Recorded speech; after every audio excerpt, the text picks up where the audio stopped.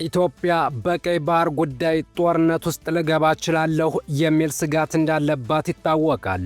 በተለይም በሰጥቶ መቀበል፣ በድርድርና መሰል ሰላማዊ መንገዶች ላለፉት 7 ዓመታት ያቀረበችው የቀይ ባህር ጥያቄ ምላሽ አለማግኘቱ ጉዳዩን ወደ ግጭት ሊያመራው ይችላል የሚል ስጋት ተፈጥሯል። በዚህም የኢትዮጵያ ጎረቤቶች ጦራቸውን ወደ ኢትዮጵያ ድንበር እስከ ማስጠጋት ደርሰዋል። ኤርትራ ቀዳሚዋ ናት። ጦሯን በቀይ ባህር በአፋር በኩል ከአሰብ በታች ወደ ኢትዮጵያ ድንበር አስጠግታለች። ጅቡቲም ያላትን ሚኒሻ እዚሁ አካባቢ አስፈራለች። ታዲያ ኢትዮጵያም ጦሯን ወደ አፋር ካስገባች ሰነባብታለች። ኢትዮጵያ አንድ እጅግ አደገኛ የጦር መሳሪያ በዚያ አካባቢ አስገብታለች። የጦር መሳሪያው የገባው ከሩሲያ ነው። ክራሱካ ይባላል። የኤሌክትሮ ዋርፌር መሳሪያ ነው። ሳይተኮስ ድምፅ ሳያወጣ አንድን ሀገር ሙሉ ለሙሉ ሸባ የሚያደርግ ነው። ይህ መሳሪያ ካጠቃ አውሮፕላኖች አይንቀሳቀሱም፣ ድሮኖች ወደ ግዕዙነት ይቀየራሉ፣ ሚሳይሎች አይተኩሱም፣ የሬዲዮ ሞገዶች ይበጣጠሳሉ። ሬዲዮ፣ ቲቪ፣ መገናኛ፣ በኤሌክትሪክ የሚጠቀም ኢንዱስትሪ፣ አውሮፕላን፣ ባቡር፣ ፍሪጅና መሰል ቁሳቁስን የኤሌክትሪክ ሰርኪቱን እንደ ቫይረስ እየወረረ ይበጣጥሳል።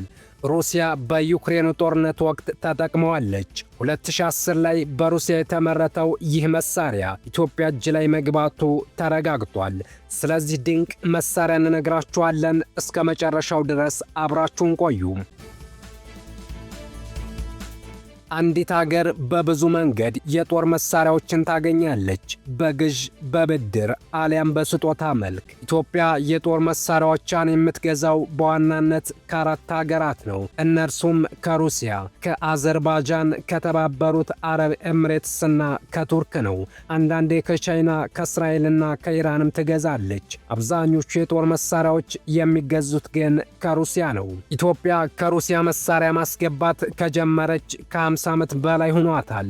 ከ90% በላይ የሚሆኑት የኢትዮጵያ ሚሳኤሎችና ጀቶች ከሩሲያ የተገዙ ናቸው። የኢትዮጵያ መከላከያ ስርዓቶች በሙሉ ማለት ይቻላል ሩሲያ ሰራሽ ናቸው። ከነዚህ መሃል እጅግ ከባድና አደገኛ የሚባል አንድ መሳሪያ አላት። ይህ መሳሪያ ክራሱካ ይባላል። ክራሱካ ማለት የጨለማው አዳኝ ወይም ገዳይ እንደማለት ነው። አደገኛ ተዋጊ ነው። በማታም በቀንም በየትኛውም ጊዜና ቦታ ይፋለማል። ጦር መሳሪያው ተንቀሳቃሽና በከባድ ተሽከርካሪ ላይ የሚጫን ነው። የሚዋጋው ሚሳኤል በመተኮስ አይደለም። ጠላትን የሚያጠቃው በኤሌክትሮኒክ ዋርፌር ሲስተም ነው።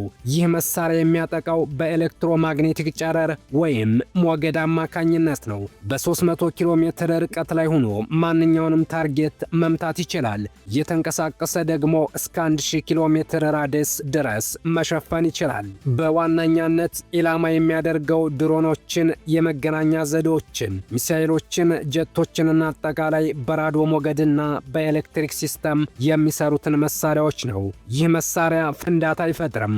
ይልቁንስ መሳሪያዎች ውስጥ ያሉ ሲስተሞችን በማጥቃት ስርዓቱ ሸባ እንዲሆን ያደርጋል። ሩሲያ ይህን መሳሪያ ዘምናና ከፍ አድርጋ ታጥቀዋለች። ሩሲያ ዩክሬንን በወረረች ሰዓት መጀመሪያ ሻሽ ላይ የሰራችውን የኤሌክትሮማግኔቲክ ዋርፌርን ነው የተጠቀመችው።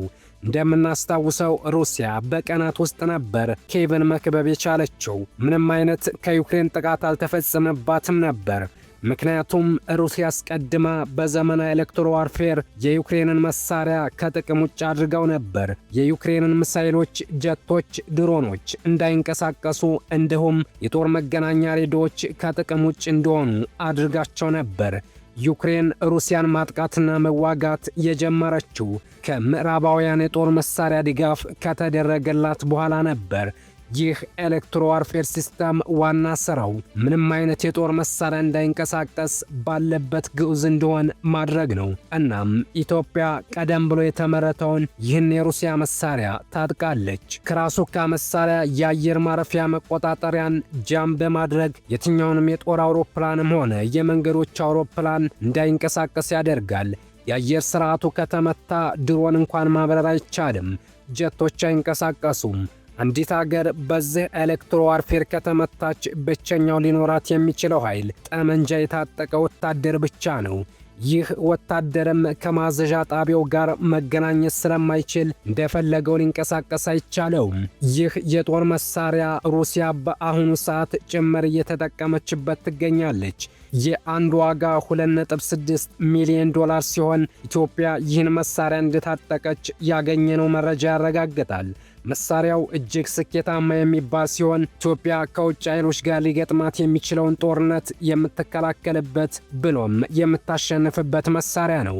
እናም ይህ አስገራሚ የጦር መሳሪያ በአፋርና በህዳሴው ግድብ በኩል ስለመጠመዱ የሚያሳዩ ማስረጃዎች አሉ። ኢትዮጵያ በህዳሴው ግድብ በኩል ስፓይደር ከሚባለው የእስራኤል ሰራሽ ጸረ ሚሳኤል ጋር በማጣመር ትጠቀመዋለች ተብሏል። በአፋር በኩል ግን በቀይ ባህር ጉዳይ ሊመጣ የሚችል አደጋ ካለ ለመከላከልም ብሎም ጦርነትን አስቀድመው ለመጨረስ እንዲረዳ ያደርጋል። ጦርነት ባይመከርም ነገር ግን ከተፈጠረ እንደ አይነት ዘመናዊ ጦር መሳሪያዎችን መጠቀም አስፈላጊ ብቻ ሳይሆን ግዴታም ነው። ሩሲያ ይህን መሳሪያ አሁን ላይ የበለጠ አቅሙን አሳድጋው የምታስፈራራበት መሳሪያ ሆኗል። አሁን ላይ ዘምኖና ተሻሽሎ የተሰራው ኤሌክትሮማግኔቲክ መሳሪያ ከሩሲያ ምስጢራዊ ጦር መሳሪያዎች መካከል አንደኛው ሆኗል። ኃያላኑ በዚህ መሳሪያ የማይጠለፉ ጀቶችንና ሃይፐርሶኒክ ሚሳይሎችን ሰርተዋል። ሩሲያ ግን እነዚህን ሚሳይሎች የሚጠልፍ ኤሌክትሮማግኔቲክ ዋርፌር አላት ተብሎ ይታመናል። ኤሌክትሮ ዋርፌር ሕንፃዎችን አያወድምም። በሚረጨው ከፍተኛ ሞገድ ወታደራዊና የሲቪል መሠረተ ልማቶችን፣ የኤሌክትሪክ ሲስተሞችን ያወድማል። ኢትዮጵያ ይህን መሳሪያ መታጠቋ ለቀይ ባህር ዕቅዷ ወሳኝ ነው። ክራሶካ መሳሪያ 12450 ኪሎ ግራም ይመዝናል። መሳሪያውን የተሸከመው በሰዓት 95 ኪሎ ሜትር መጓዝ የሚችል ሲሆን ውጊያ ከተከፈተ በኋላ ድንበር ጥሶ ለማጥቃት በሚመቸው ቦታ ላይ ራሱን መጥመድ ይችላል። መኪናው እየተንቀሳቀሰ እስከ 1000 ኪሎ ሜትር ሬንጅ ድረስ ለመፋለም ይችላል። መሳሪያው 9 ሜትር ርዝመትና 2.7 ሜትር የጎን ስፋት አለው። ኢትዮጵያ ቻይና ሰራሽ የሆኑ ከ150 ኪሎ ሜትር ርቀት ላይ ኢላማቸውን መምታት የሚችሉ የመድፍ አይነቶችን ጭምር የታጠቀች ሀገር ናት። ዘመናዊ ሩሲያ ሰራሽ ጀቶችም አሏት። እንዲሁም በርካታ ድሮኖችን የታጠቀች ሀገር ናት። የሰራዊቷ ቁጥርም በትንሹ ከ500 ሺህ እስከ 1.5 ሚሊዮን ይገመታል። ኢትዮጵያ የውስጥ ግጭቶች ባይኖሩባት ቀጠናው ላይ ማንም ጫፏ የሚደርስ ባልነበረ። ቀይ ባህርን ለማግኘትም ይህን ያክል ጊዜ መጠበቅ አትችልም ነበር። አሁንም ኢትዮጵያ በሰላም እንዳልቅ እየጠየቀች ነው። ኢትዮጵያ በሰላማዊ መንገድ ሞክራ ካልተሳካ ወደሚፈራው ጉዳይ መግባቷ የማይቀር ነው። አሁን ላይ ኃያላኑ ኢትዮጵያ የቀይ ባህር ፍላጎቷን በሰላማዊ መንገድ እንድታሳካ ጎረቤቶቿ ተባባሪ እንደሆኑ እያስጠነቀቁ ነው። ሰላማዊ መንገዱ ካልተሳካ ግን ኢትዮጵያ ወደ ቀይ ባህር መግባቷ አይቀርም። ይህ ግን ለምስራቅ አፍሪካ ከባድ አደጋ ነው። አሁን ያሉ ካርታዎች ሁሉ ከጦርነቱ በኋላ አይኖሩም። ለዚህም በቂ ዝግጅት እየተደረገ ይመስላል። ጉዳዩ በሰላማዊ መንገድ ቢጠናቀቅ የተሻለ ነው። ኢትዮጵያ የቀይ ባህር ጠረፍ ካላገኘች እዚህ ቀጠና ላይ አንድነትም ሰላምም አይኖርም። ምክንያቱም ትልቁ ሀገር በትንሿ ጅቡቲ እየተፈተሸችና መንገድ እየተዘጋባት መኖር አትችልም። አበቃን። መልካም ጊዜ ተመኘን።